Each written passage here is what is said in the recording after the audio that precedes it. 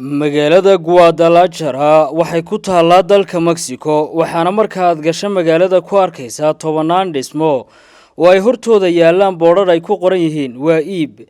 Dadka deegaanka ayaa bishii May bilaabay inay ka guuraan kadib markii booliisku ay wada ka heleen meydad qurmay. bishii la soo dhaafay qof la afduubtay oo soo baxsaday ayaa booliiska u sheegay adrees kale oo ku yaala isla wadadaasi ay meydadka hore uga heleen, waxaana ka dhex heleen meyd iyo 3 madax. ilaa haatan sanadkan in ka badan 15 qof ayaa la dilay, waxaana sidoo kale laga helay magaalada xabaalo qaarkood ay ku jireen 10 madaxyo bini'aadan ah.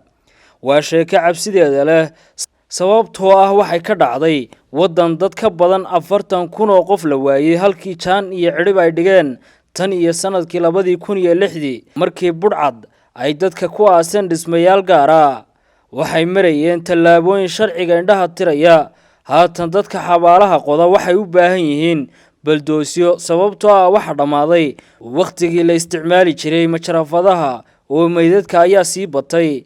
aamusnaanta dadka deegaanka ayaa xaaladda sii murjinaya, inkastoo ay jiraan dad yaryar oo marmarka qaar booliiska u soo sheega inay maqleen qaylo iyo cabaad ama urta meydadka qurmay. tan iyo markii Mexico ay howlgelisay ciidamo dheeraada oo la dagaalama maandooriyaha sanadkii 2006 waxaa la helay xabaalo wadareedyo oo dadka argagax iyo cabsi ku beeray.